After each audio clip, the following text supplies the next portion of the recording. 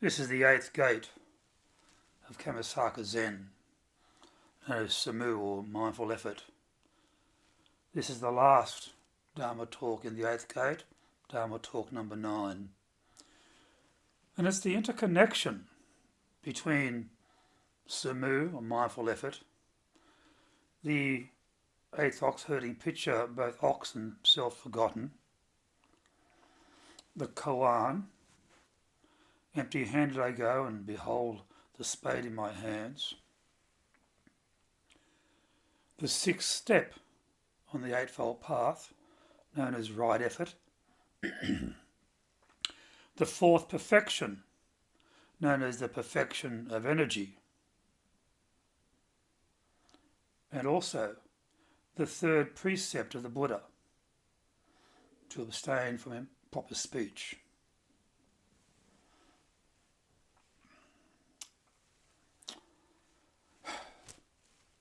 Zen practice,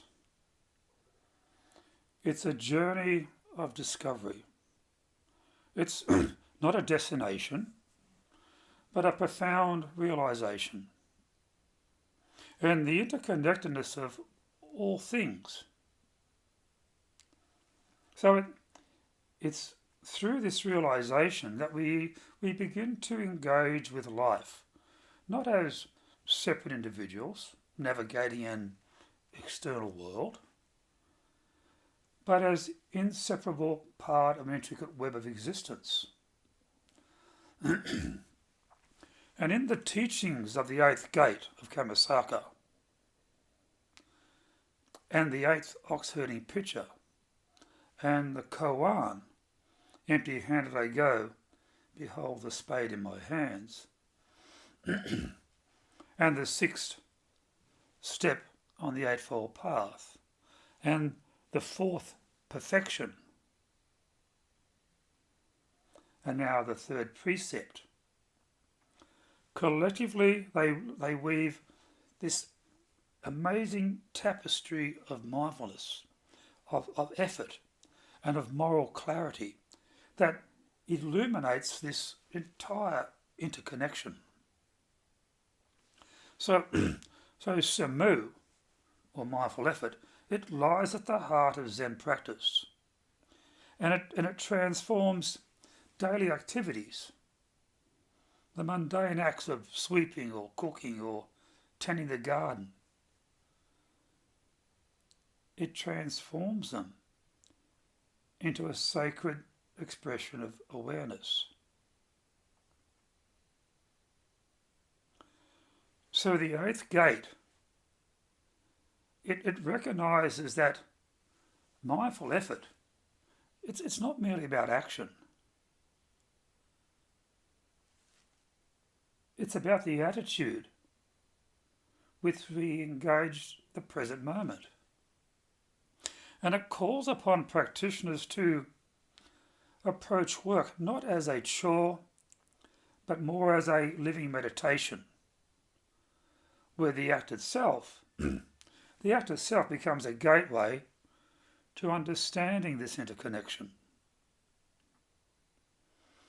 And here at the Kamisaka Monastery in southern Queensland, Samu is not confined to a monastery or a temple. Instead, it extends to every aspect of life.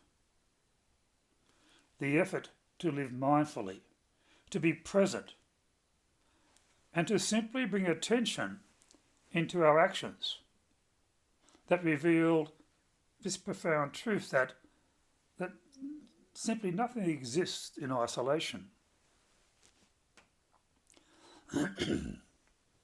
So the soil, the spade, the seed, the water, the sun, and the hands that till the earth are all part of a unified process.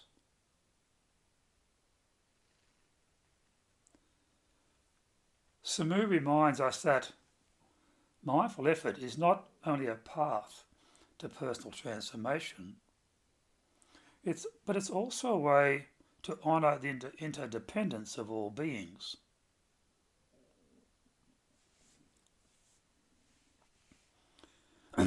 the eighth ox herding picture, both ox and self forgotten. It's a pivotal moment in the Zen journey.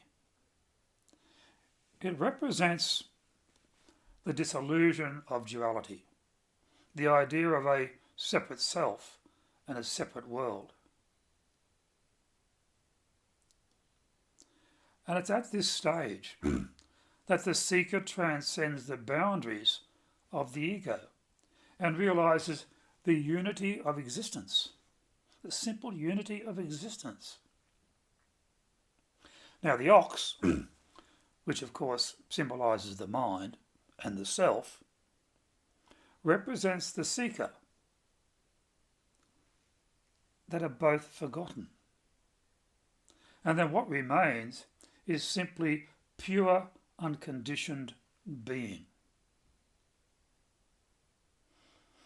So this stage of awakening, it speaks directly to interconnection, without the construct of self and other. And the practitioner experiences life as a undivided whole or totality.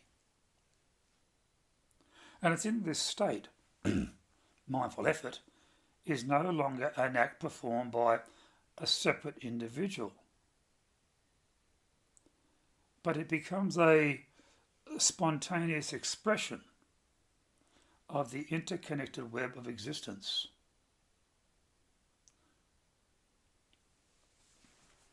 And the boundaries between the person who tills the soil and the soil itself dissolve, revealing a profound harmony between the tiller and the tilled. And the koan, empty-handed I go, behold the spade in my hands. Now koans, they're paradoxical statements or questions, and they're designed to transcend the conventional thinking with the intent to awaken insight in the practitioner. So this particular koan, this beautiful koan, empty-handed I go, and behold the spade in my hands, it encapsulates the essence of interconnection and spontaneity. On the surface, it appears contradictory. How can one be empty-handed yet hold a spade? But the koan challenges the practitioner to look beyond the literal and into the experiential. So this koan invites us to explore the interplay between emptiness and form. And emptiness, in the Buddhist sense, does not mean nothingness, but it talks about the absence of inherent separateness.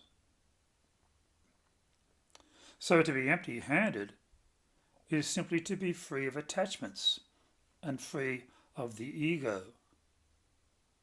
Yet within that emptiness arises form, the spade in the hand. The action of digging and the interconnected web of cause and conditions, it makes the action, or this particular action, possible. So this wonderful koan, that it reveals that mindful effort, it arises naturally when we relinquish the illusion of separateness.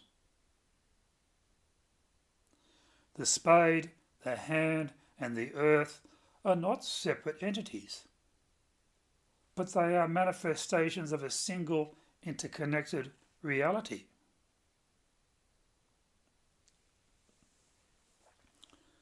And then there's the Eightfold Path. The Eightfold Path is a cornerstone, one of the main pillars of Buddhist practice, and it offers a framework for ethical living and also spiritual growth. And the sixth step, right effort, emphasises the importance of cultivating wholesome qualities and abandoning unwholesome ones. It calls for diligence, it calls for perseverance, and it also calls for mindfulness. Mindfulness in aligning our actions with the Dharma.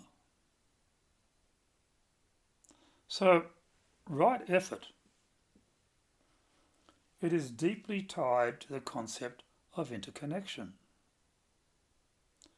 And it teaches that our actions, they have rippling effects, influence not only our own lives, but also the lives of others, and maybe even the environment that surrounds us. So by practicing right effort, we contribute to the collective well-being.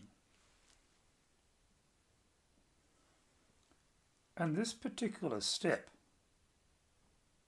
it encourages us to cultivate mindfulness and to cultivate compassion, and recognising that our personal transformation is simply inseparable from the transformation of the world and the environment around us. And in the context of mindful effort, right effort aligns with the principle of samu, because it asks us to approach each task, no matter how small, with intention and presence. Whether we are sweeping the floor or engaging in meditation, right effort transforms these actions into opportunities to engage in the interconnection of all things. And the paramitas, the perfections. These are guiding principles for bodhisattvas, those who aspire to awaken not only for their own benefit, but for the benefit of all beings. The fourth perfection, the perfection of energy, emphasises sustained effort and enthusiasm in the pursuit of the Dharma.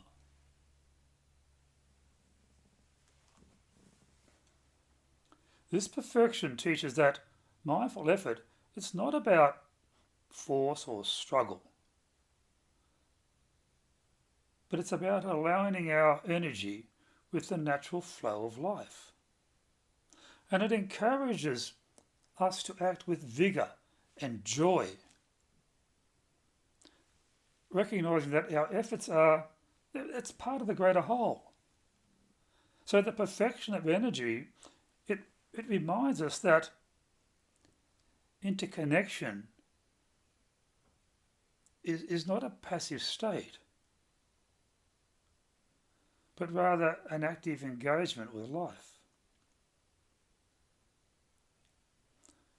And then by bringing vitality and commitment to our practice, we contribute to the collective awakening of all beings. And then there's the third precept of the Buddha, to abstain from improper speech. And it's a moral guideline that underscores the power of words. Because speech is one of the primary ways that we interact with the world. And it has the potential to harm or heal, or to divide or connect.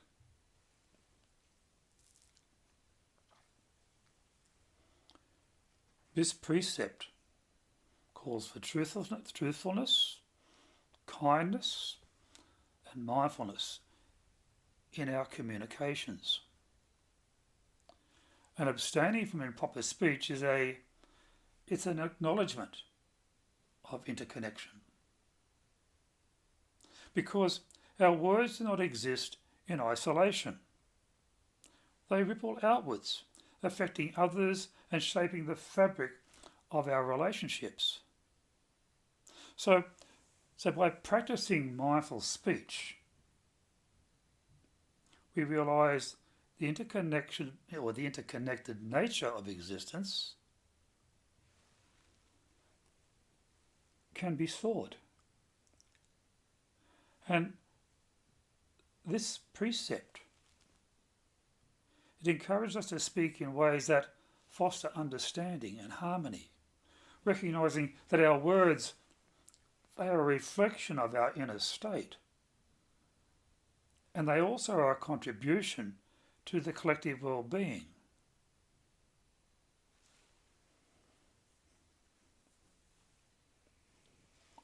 So, the teachings of the eighth gate of Kammasaka Zen, the eighth ox herding picture, the koan, empty-handed I go, behold the spade in my hands, the sixth step on the eightfold path, the fourth perfection, the third precept.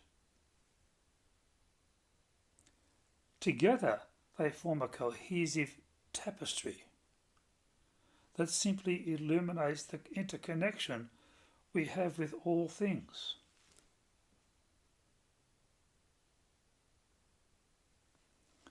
And each of these teachings, they offer a unique perspective on how we can cultivate mindfulness, how we can cultivate effort and ethical living, and to cultivate them as expressions of this interconnection. So, at the heart of these teachings is the realisation that our actions, our thoughts, and our words, they're not isolated events, but rather they are an integral part of the greater whole of life.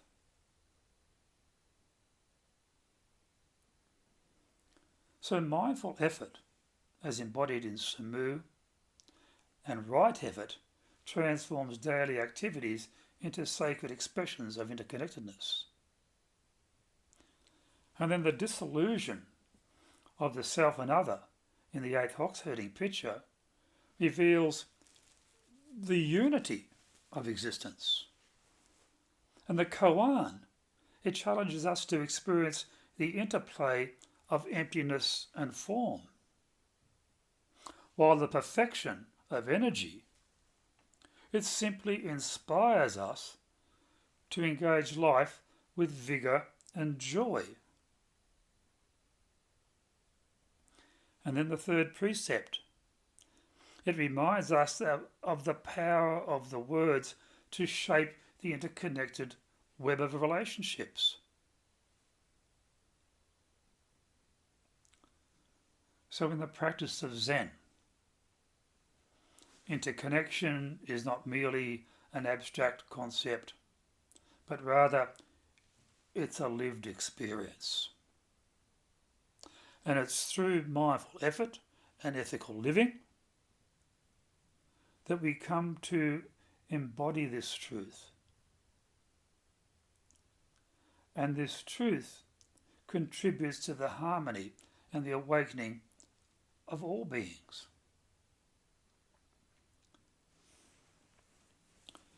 So the teaching invites us to see the spade in our hands, not as a tool separate from ourselves,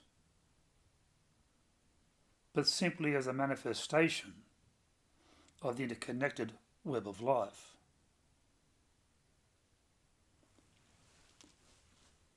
And these teachings, they remind us that in forgetting the self, we find our place in the entire whole. And in honouring the whole, we fulfill our deepest potential as human beings. I hope this gate has been of some benefit to you. It's one of my favourite gates out of the 10. I look forward to seeing you on the 9th gate. Thank you for watching and being a part of this program.